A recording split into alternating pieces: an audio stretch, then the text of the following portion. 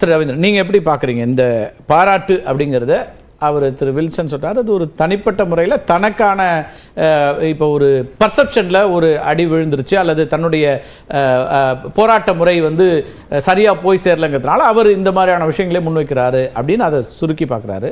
அது அப்படிதான் இருக்கா? நீங்கள் எப்படி பார்க்குறீங்க? அதிமுக பொறுத்தளவில் தம்பி சொல்கிற மாதிரி அவங்க பாஜக வேண்டாங்கிறதுல உறுதியாக தான் இருக்கிறாங்க.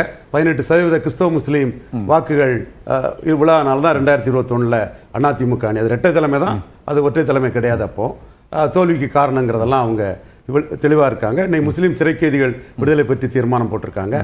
மத்திய அரசு நிதி தரலங்கிறதுக்கான ஒரு தீர்மானத்தை போட்டிருக்காங்க. இந்த மாதிரி இன்னொரு தீர்மானமும் பாஜகவுக்கு எதிராக போட்டிருக்காங்க. 3 தீர்மானங்கள் போடும்போது அண்ணாமலை வந்து முஸ்லீம் சிறைக்கைதிகள் விடுதலை வந்து இஷ்யூவா எடுக்கிறார்.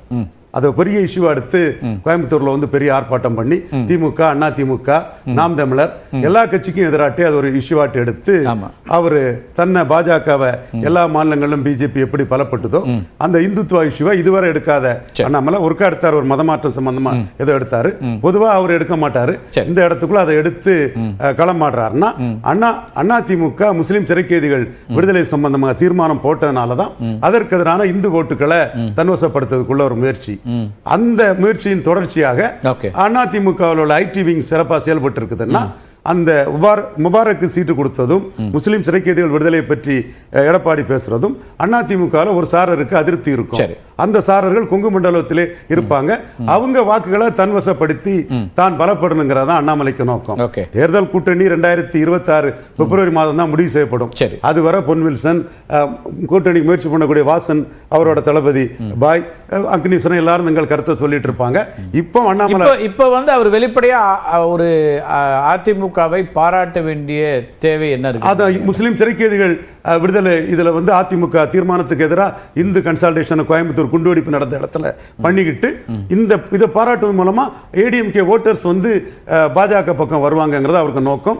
இன்னும் சொல்ல போனா அதிமுகவுடைய தலைவர்களை பாராட்டுவது வேறு, இன்னைக்கு அதிமுக தலைமை எடுக்கக்கூடிய முடிவுகள் அது பாராட்டுக்குரியதாக இருக்குதுன்னு சொன்னா அப்ப அந்த டெசிஷனோ அந்த செயல்பாடோ சரியா இருக்குன்னா அந்த தொண்டர்களை வேற எங்க போறாங்க? அங்கே தானே இருப்பாங்க. ஐடி விங்கோட இதை பண்றது அந்த இஷ்யூல அண்ணா யூனிவர்சிட்டி இஷ்யூல பாராட்டுறாரு, முஸ்லீம் சிறைக்கைதிகள் இஷ்யூல வேறுபடுறாரு. இன்னும் சொல்ல போனா 45% ஜெயலலிதா அம்மையார் எடுத்த அதிமுக வாக்க இப்ப என்டிஏ 18% எடுத்தது எடப்பாடி சொல்றாரு இல்லையா?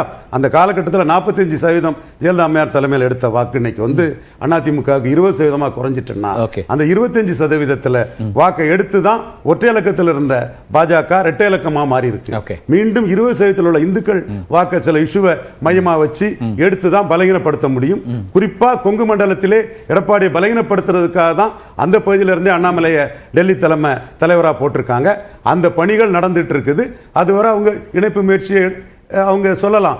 இவங்க வந்து உறவே கிடையாது இல்லையா சார்? அதிமுக இது பாஜகவுடைய தேசிய தலைமை இன்னமும் அதிமுக கூட்டணி இருந்தால் நல்லதுன்னு தானே நகர். ஒருவேளை எடப்பாடியும் கூட்டிட்டு போய் ராஜ்நாத் சிங் கூட போய் கலைஞர் நினைவிடத்துக்கு மரியாதை செலுத்துங்க, 22க்கு மரியாதை செலுத்துங்கன்னு கூட முயற்சி பண்ணலாமோ? அதெல்லாம் ஜெயலலிதா அவர்களுடைய நினைவிடத்துக்கு சொல்றீங்களா? இல்ல கலைஞர் நினைவிடத்துக்கு ராஜ்நாத் சிங் போனார். 22 தான் மதிக்கிறாங்க, 0 மதிக்கலன்னு சொல்றேன் நான்.